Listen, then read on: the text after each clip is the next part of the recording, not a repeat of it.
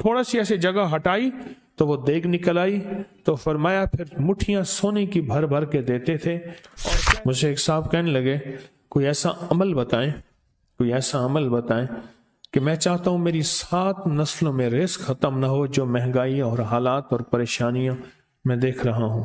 کوئی ہے؟ 70 اولیاء نے فرمایا کہ جو بندہ یہ وظیفہ پڑھے گا اللہ کا عرش ہل جاتا ہے۔ لا علاج بیماریاں ہوں، دکھ ہوں، غم ہوں، قرضے ہوں، مصیبتیں ہوں، ناکامیاں ہوں اور پریشانیاں ہوں، اور ایسے حالات کہ جو انسان کہے کہ بس سب تو موت ہی ہے، اس کے علاوہ کوئی راستہ نہیں، کوئی ایسی پریشانی ہو، اللہ کا نظام ہے کہ اس پہ وہ ملتا ہے جو انسان گمان نہیں کر سکتا، سوچ نہیں سکتا۔ یہ فیصل آباد کے ساتھ مامو کانجن میں ایک درویش ہوتے تھے، صوفی عبداللہ صاحب رحمۃ اللہ علیہ، بڑے اللہ والے تھے، درویش تھے، اللہ سے مانگتے تھے، اللہ دے دیتا تھا۔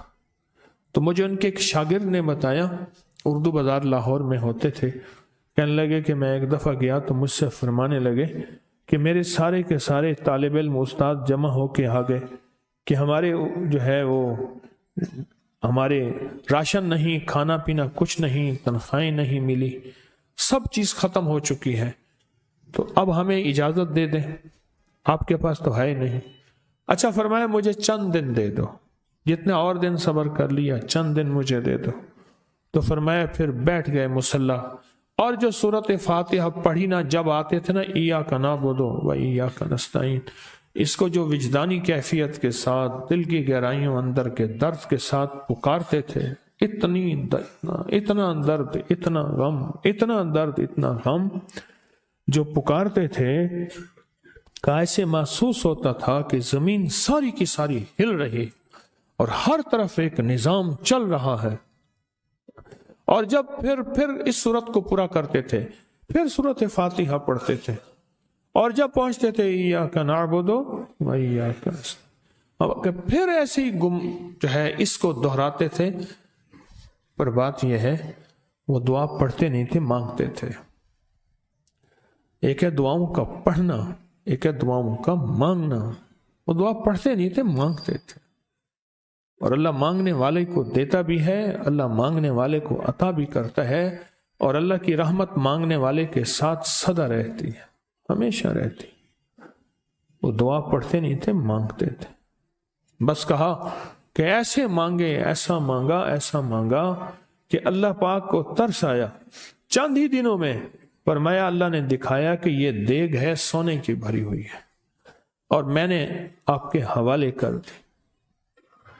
اور تھوڑا سی ایسے جگہ ہٹائی تو وہ دیگ نکل آئی، تو فرمایا پھر مٹھیاں سونے کی بھر بھر کے دیتے تھے، اور کہتے تھے اس کو حسب ضرورت خرچ کرنا، خیال کرنا، کہیں فضول خرچی نہ کرنا، اسراف نہ کرنا، اللہ کے خزانے ہیں اور برکت والے ہیں، کہ اللہ ناراض ہو کے چھین نہ لے،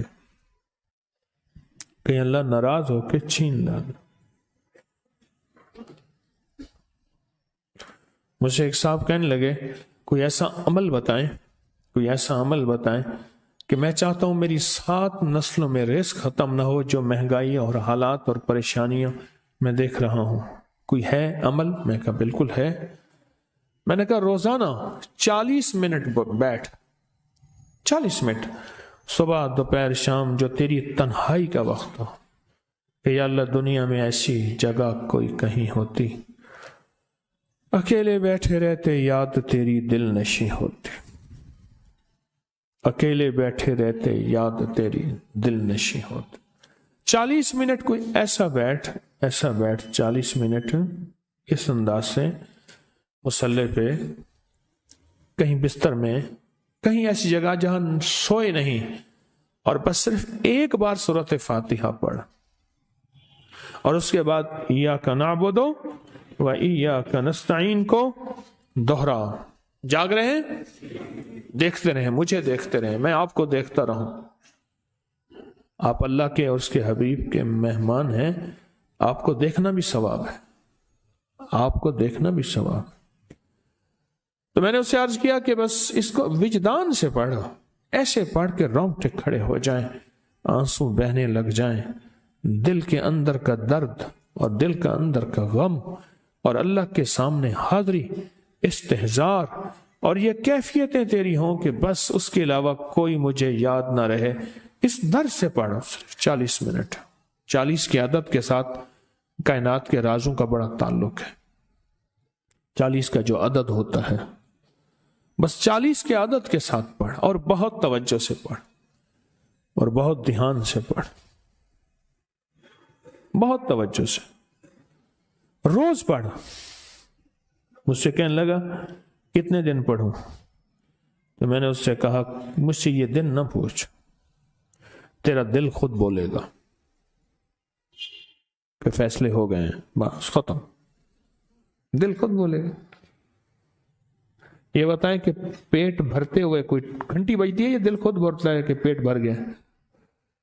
پیاس میں بھی کوئی کہتا تو نہیں ہے کہ آپ کی پیاس بجھ گئی ہے، وہ دل خود بولتا ہے کہ بس اب پانی کی ضرورت نہیں ہے۔ نیند سے دل بھر جائے تو بس دل بس اب سو لیا، وہ اٹھیں۔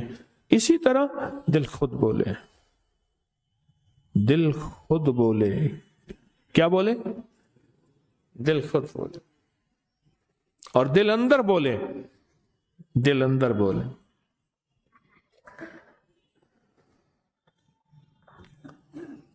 کہ اللہ پاک جل شانہ نے نسلوں کے لیے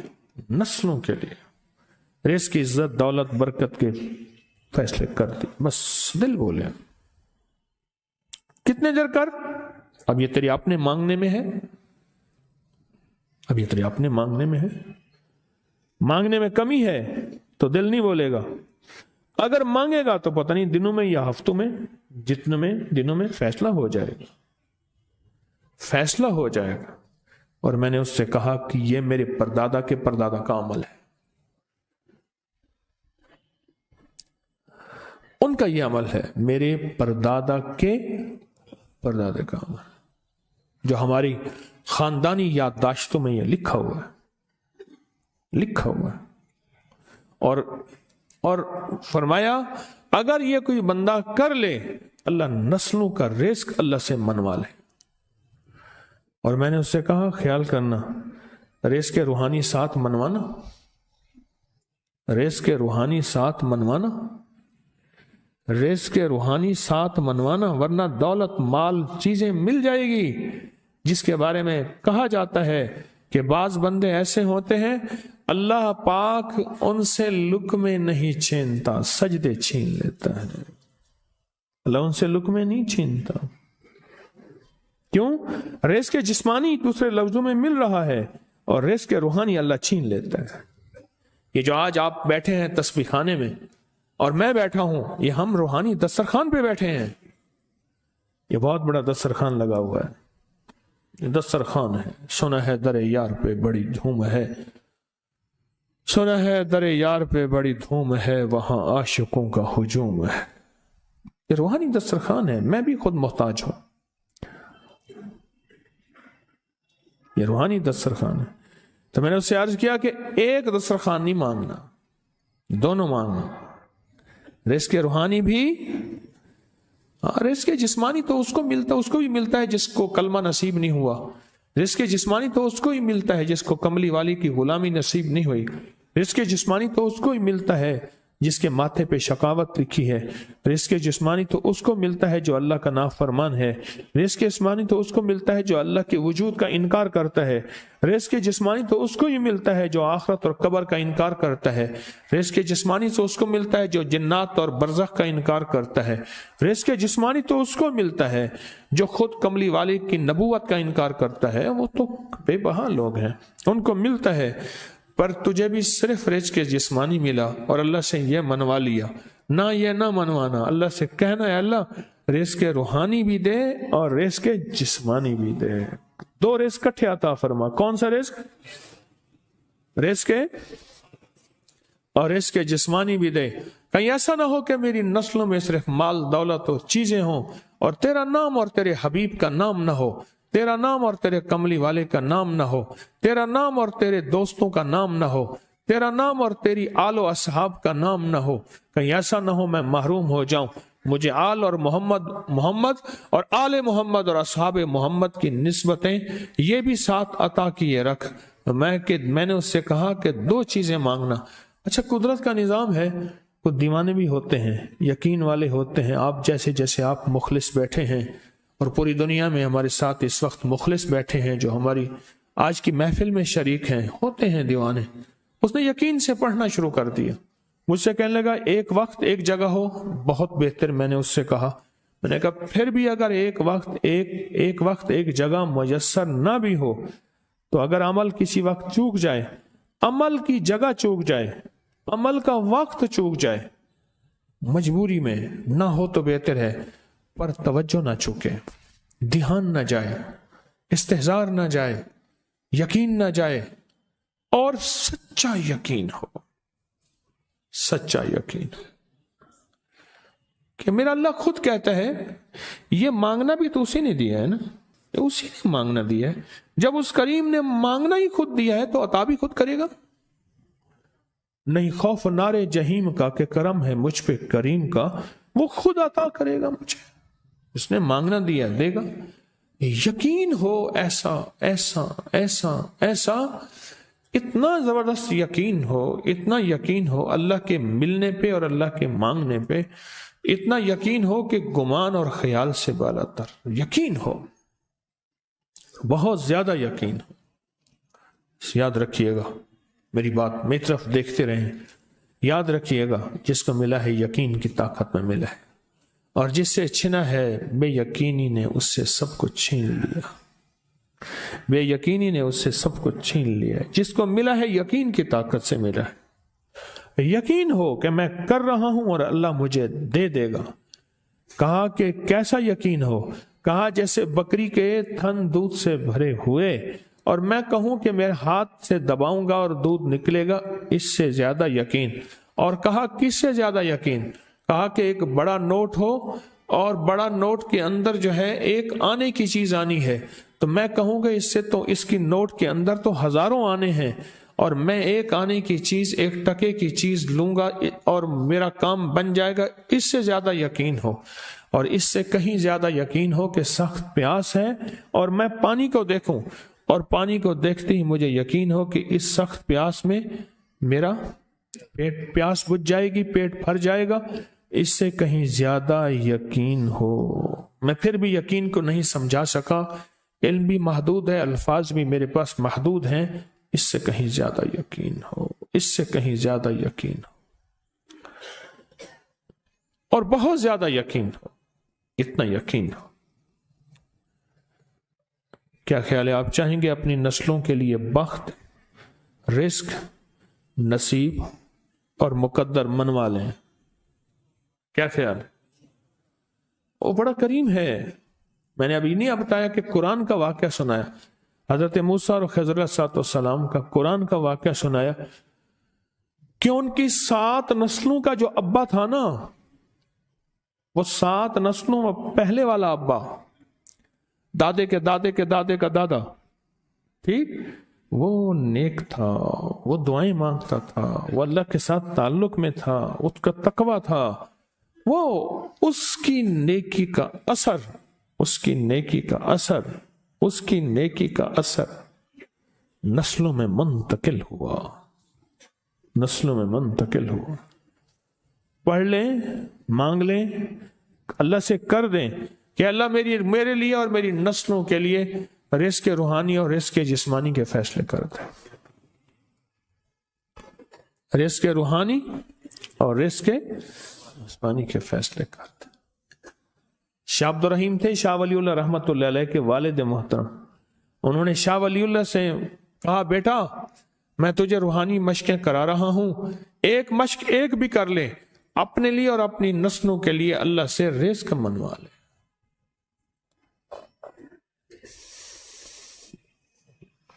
اللہ سے رزق منوا لے،